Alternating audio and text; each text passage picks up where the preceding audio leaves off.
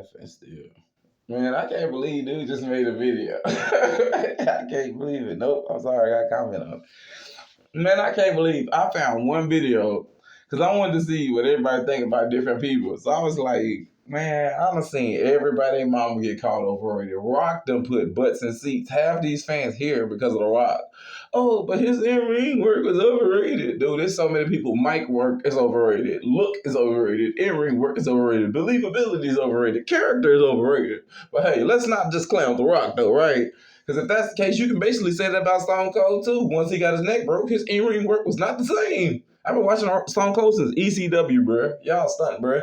Dude went to ECW, WCW, then WWF. Half y'all only know about him in WWF when he was just pure bald headed. Dude used to have blonde hair like Hulk Hogan. For real, Stone Cold used to have blonde hair like Hulk Hogan. Yeah. But anyway, back to this. So I'm like, dude, I heard overrated videos about every single wrestler. Then I was like, you don't hear nothing about Brock Lesnar? I'm gonna look up him too in a minute. And I was like, man, you don't hear nothing about Undertaker. I think I found one video, bro. The thing he said about Undertaker was the absolute truth. And I love Undertaker, bro. It's the absolute truth. Dude, when he came out in the 80s, he was lit. But don't y'all see how quick wrestling transitioned from the bigger wrestlers to the smaller wrestlers? When you go from the 80s decade and you remember the 90s decade, you remember more Shawn Michaels and Bret Hart. Do you remember Yokozuna, Undertaker, and anybody else that was just going in and out? You got to think about it. Vince really pushed Bret for like 4-5 straight years. The Hart Foundation and his brother, Owen is in the Hart Foundation, but still, he was pushing them for like 4-5 years. Shawn Michaels was getting pushed for over like a decade or so. Undertaker never really just got consistently pushed, and the closest time he did was what, the 80s? Because if you count the 90s, Stone Cold and Rock was taking off like rockets. Even Mick Foley, then Mankind, Dude Love, all of that in and there. He was in here and there, was getting the people's attention. When we was going to school, we wasn't quote Undertaker in the 90s and the 2000s. We was quote the Generation X, The Rock, and Stone Cold. Think about it though, bro. Undertaker is not overrated technically, because his character is good, his work is good, his consistency is good. But in a way that he's remembered, he is overrated.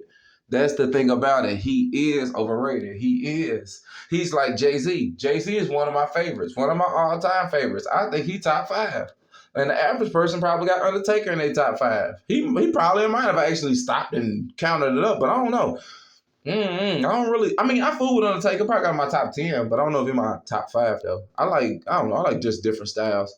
But that's crazy though, because I'm sitting over there thinking, I'm like, man, they sit over there saying he overrated. And I'm like, is he?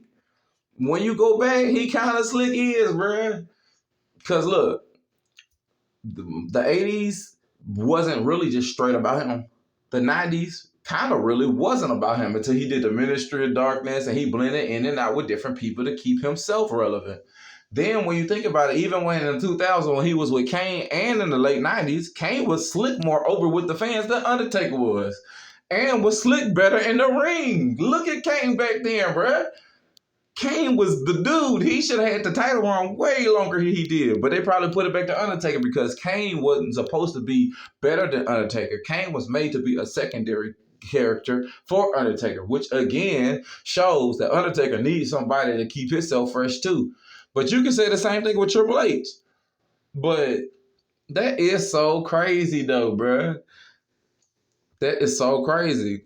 Like, I ain't never think about that though, bro. All throughout the years, Undertaker had all these rivalries that came and went. There was never just nothing that was long standing, like Rock and Austin, Rock and Triple H.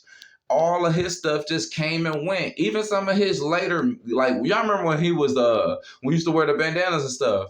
Jeff Hardy brought the best out of him in that match on the low. He inflicted the punishment, but you got to think about, just like when dudes sit on them that Undertaker overrated videos, they are eating all the punishment to make him look good. They eating all of it, bro. I can understand if the in-ring work was like, bam. And I ain't saying Undertaker was just whack, bro. I like when he bounced off the ropes with the clothesline, the walk the ropes and all that. But over the times of the years, bro, how much consistently was he putting all these moves, I'm saying, together throughout just his matches, bro? The other dudes, like when he was going against RVD with the hardcore title, RVD made that match lit to me. No matter how much pain Undertaker was giving, you could have put Brock in that same thing. It was like, bro, big boot him, slam him, grab the chair, throw the end. That's the same thing he did with RVD. Rinse, repeat. I mean, not with RVD, with the match with Jeff Hardy. They made that lit, bro. So it is kind of true, bro. Undertaker is slick overrated, bro. I'm sorry, bro. You eggs, I'm telling you, bro. He slick is though, bro. He slick is. I can't believe it. All this time, I ain't never think about it. I always just gave him a pass, didn't think nothing about it. Nothing about it. But basically, the way dude broke it down, Undertaker is the leech of all leeches. No disrespect. It's hard to say no disrespect because it is disrespect, I guess, but I ain't trying to disrespect him at the same time. It's one of my favorites. That's like the Godfather of wrestling. It feels weird to even be to disrespect him. Like, I was shocked there was a video to disrespect the guy. But it is the truth. I don't remember if everything he said in the video was true because I was just shocked off the part when he was like, he got to clean the other characters to keep himself fresh. And then I thought about it. And then it's kind of like Jay-Z. Jay-Z is one of your top 5 favorites probably in rap ever. But think about it. What year was Jay-Z ever the guy? He came out, what, in 93. Y'all didn't even know he was really rapping, what, 92, 93. He was doing Hawaiian Sophie fame with Jazzo. The average Jay-Z fan didn't even know he was rapping until Tupac and Biggie died. And then y'all still didn't even know he was rapping in until he dropped It's a Hard Lock Knife and Annie. So the average Jay-Z fan for 6 years didn't even know that this man existed. So if we go to 1999, that Hard Knock Life, that Annie and all that little whatever, that was hard. But in 1999, who ran the streets? Cash Money taking over for the 99 and 2000s. Think about it, bro. Everybody was listening to Cash Money. And the year before that, and the 2 years before that, No Limit. And then to the 2000s, it was probably what? Still Cash Money and Eminem's and different other artists. No, Eminem. He just like they got a whole YouTube video breaking this down on how Jay-Z was never just the guy. And it's the same thing with Undertaker, but ain't nobody got the cojones to make it. I bet they don't. I was shocked to find a video that he was overrated. I bet don't nobody make it. Start from the year he started his career and go all the way into the year he ended. And look at who was the number 1, number 2, like top guys. Top guys. Each year, I've never really seen the whole product based around the Undertaker, bro. And the only time it did is when they did the Ministry of Darkness and they hit the group of everybody else and based it around him to merge him with them to keep him still relevant. Once again, the same thing dude said in the overrated video, the leech of all leeches. And I can copyright that because dude didn't even say that. That's, you feel me? That's me. But still, yeah. Overrated, you know. Just overrated. I can't believe it. I'm still in shock, bro. I'm gonna go see if I can find my Brock Lesnar video. I'm gonna be in shock again.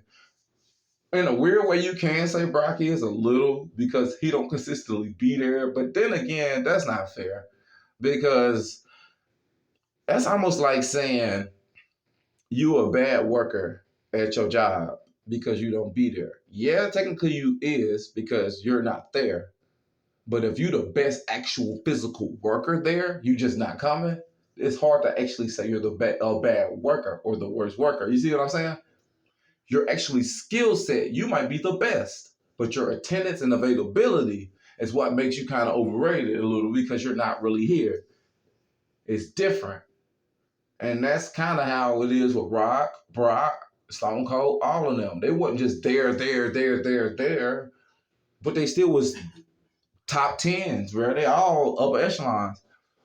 Y'all don't even understand how this once again proves that Undertaker low-key is overrated. The Rock was there in his peak for barely even probably 10 years. And the average fan got Rock at least top 5 reasons why they started watching wrestling. And most generations that's 20s and young 30s, they barely even really seen Undertaker until he was on the back end of his career. Most of y'all grew up watching even YouTube videos, figuring out who The Rock and Stone Cold was. There's no way, even if Stone Cold was your favorite, you didn't go out your way to figure out who The Rock was. They spent most of their time in the ring, you know what I'm saying? Or trading catchphrases or trying to fight for superiority or whatever you want to call it. But hey, those was the top guys, bro. Yep, they was the top guys. That's so crazy, bro. I can't believe that I'm really looking at Undertaker like, dang, bro. I mean, I used to think it too though, because my little cousin, his favorites, he a small dude, so he like Spike Dudley, Rey Mysterio, Kane, and X Pac. I think them all his dudes right there. Them all his people right there. Yep. He like all them right there. And yep. And so when I used to watch him with Kane and my big cousin like Undertaker, I used to sit back and be like, damn, is Kane really right there? And he kind of was. Early 2000s, late 90s, Kane kind of was there once he got good and ready, bro, from the door, bro. They just booked him wrong. His title reign was weak and everything. They just booked him wrong. Kane could have easily been bigger than Undertaker. Easily. Yeah, easily. Kane probably one of the biggest what ifs in WWE history. Now I know a lot of what ifs is wrestlers who probably died early or didn't make it or got fired early and had to go somewhere. But I'm telling you, Kane, if he got the rocket, they call him the Big Red Machine. If they really put the Red Machine behind him, we're probably looking at wrestling completely different. Everybody's favorite wrestlers probably be wearing masks and powerhouses. I ain't lying, bro. Well, the business would probably be completely different. Everybody probably be pulling for the Fiend, wouldn't be caring about no Bloodline and Cody. Man, when I'm on Payback, he gotta be the Fiend. Like, seriously. I like the Fiend character too. That's my favorite Bray Wyatt version. I don't even want to see him unless he got that mask on his face. Period. It was just different, bro. And the timing of it was just right. It got cringe the minute he added Alexa Bliss. And the Uncle Howdies and all that. It should just been him switching back and forth from the fun, friendly firehouse and just staying right there with the Fiend. It didn't have to be comical, none of that.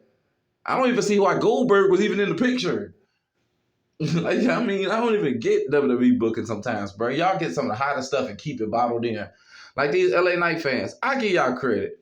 Physically wise, talking wise, he should be doing a little bit of something. But y'all be saying intercontinental titles and all that, bruh. No, bruh. No, bruh. I'm not there yet, bruh. I ain't seen enough of his in-ring work. He got a little bit of something here and there, but I ain't seen enough, bruh. No. WWE doing 100% right. But the sad thing is, they kind of not, though. Because y'all fans, and charisma-wise, like, if y'all made me pick, but like, dang, Bobby Roode or LA Knight, I was rocking with Bobby Roode. Theme, I thought he can make the in-ring eventually work. I was rocking with him. Andre Cien Almas too. But I sat there and was like, if you made me pick, you'd be like LA Knight or Bobby Roode. Especially knowing what I know now, I would pick LA Knight. And the fact that they did nothing with Bobby Roode and he was that old, I kind of get why y'all kind of feel that way about LA Knight. So I don't know. I try my best to stay out of it. Y'all see, even when I'm wrong about something, I go to another video and be like, hey, fix that up. Cause I try to stay out of the LA Knight business. Yeah, I try to stay out of that. Yep, that's y'all. Y'all got that, bro. He cool though. He cool. He got the size to be able to be working. I don't understand why he don't really wrestle more. These people rather put dude who broke Big E neck on TV, who's still green and been there for like 2-3 years now, or a year or two now. They'd rather put Ridge Holland on TV than put LA Knight on TV. Like, I don't know, bro. It's weird, bro. That's just, I don't know. It's WWE for you, bro. I don't know, bro. I can't cry about it, bro. I couldn't, bro. You know how long it took for us to get a black world champion? Then you know how long it took for us to get a full black world champion? Then do you know how long it took for us to get one who didn't wear pigtails and throw pancakes and twerk? I don't care how long Bobby had the belt. That put pride in me, okay? Anything other than Kofi or Big E, okay? So I'm rocking with the Mark Henrys, the Booker T's, the Ron Simmonses, the Dwayne Johnsons, and I rocked with Kofi Mania. But still, bro, y'all know that was like the only time besides the SOS that the man was actually presented like a man, bro.